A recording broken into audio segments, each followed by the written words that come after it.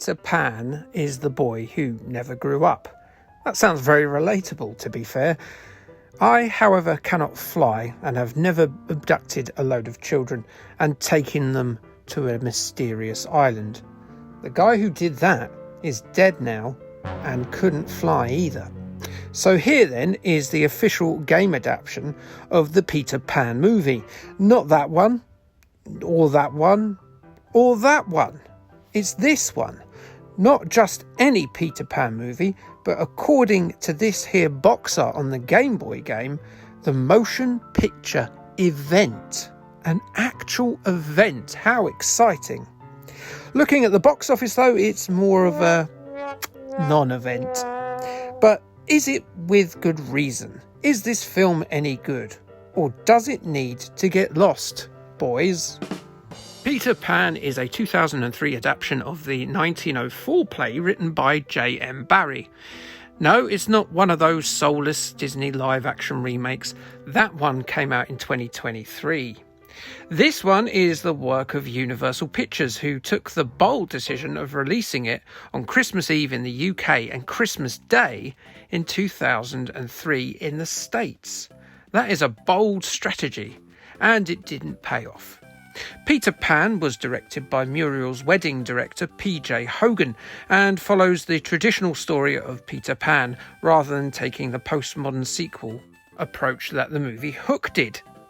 To make the movie, Hogan had to show the completed script to Great Ormond Street Hospital because, surprisingly, they owned the rights as J.M. Barrie bequeathed them the rights to the property before he died. That's actually quite nice of him when you think about it, as they would then get monies out of anything that used the Peter Pan name. Clever. The movie was dedicated to none other than Dodi Al-Fayed. Yes, that Dodi Al-Fayed, the lover of Princess Diana at the time of both their deaths in 1997. Dodi seemed to be a bit of a Peter Pan fan, as he was an executive producer of Hook in 1991. Dodi's father, then Harrods owner Mohammed Al-Fayed, took up co-producing duties on this movie as it moved into production. The reason for this being is that was what Dodi Al-Fayed was planning to do. He was planning to produce the live-action telling of the original Peter Pan story, a project that was also said to excite Diana. I don't need to tell you the story, and if I do, well, sorry, yeah, go and look it up. It's Peter Pan. You know, pirates, crocodiles, fairies, flying children, that kind of thing. So instead, I'll give you some of the cast instead, because we all love celebrities, don't we? But in this case, it's not really a stellar lineup. Jason Isaacs, most famous to us nerds as old Lucius Malfoy from the Harry Potter series, takes the role of Captain Hook, and he's undoubtedly the most famous person on the cast list. British TV royalty Richard Briers has the role of Smee, his bumbling aide. Other known actors on the cast list include Lynn Redgrave, Olivia Williams and Saffron Burrows, who have roles as the adults of the Darling family, whose kids have decided to take up flying with strangers rather than have upper middle class childhoods. Other than that, it's largely unknowns, although the Peter, Tinkerbell and Wendy actors have gone on to have moderately successful careers respectively. Their names are Jeremy Sumpter, Ludovine Sagna and Rachel Hurdwood, should you wish to look them up. Yeah, they're not superstars these days, but at least they got to appear in a movie as children, something I'm sure all of us wished we had. The film was fairly positively received by critics, with the movie having a none too shabby critics score of 77% on review aggregator Rotten Tomatoes. Legendary film critic Roger Ebert actually really liked the movie, giving it 3.5 stars out of 4. But despite it having fairly positive receptions across the board, it performed very badly, grossing only $122 million from its estimated budget of $130 million. And that doesn't include its marketing costs. It is estimated that in total, the movie lost somewhere between $70 to $90 million in total.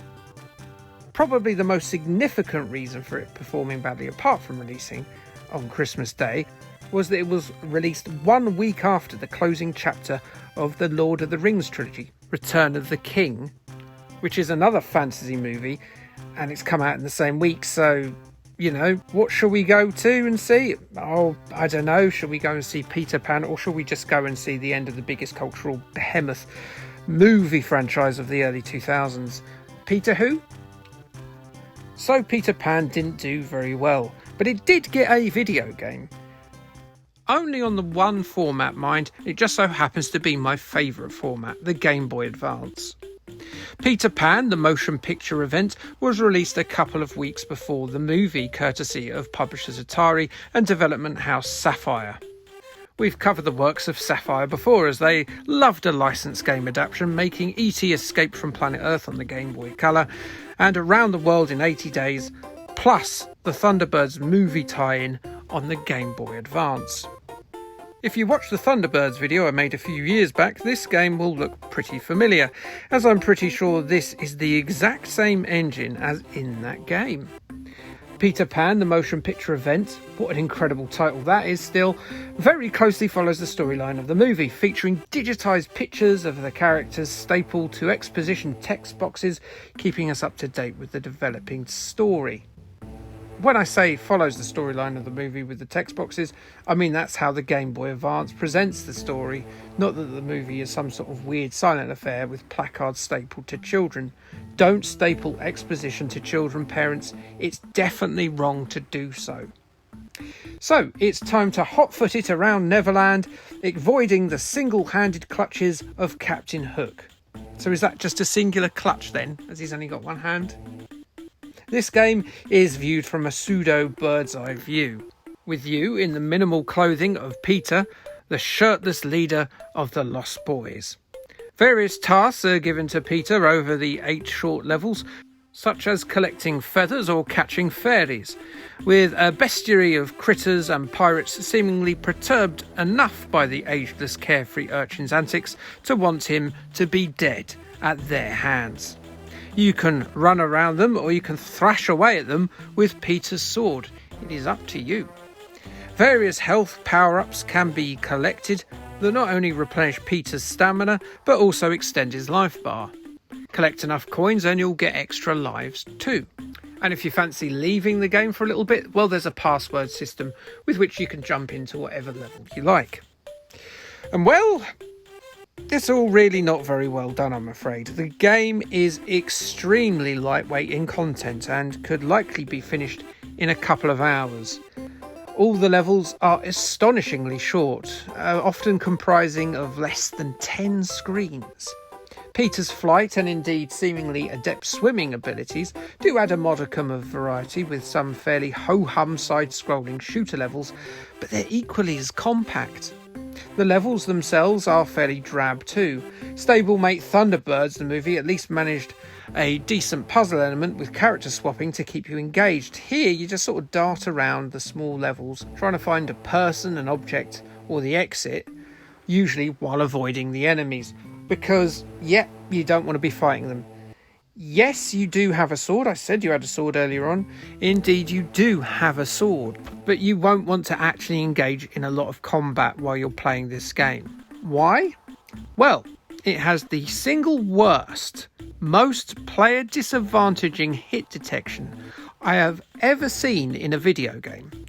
If an enemy so much as flutters a lash in Peter's direction, he will definitely take some damage.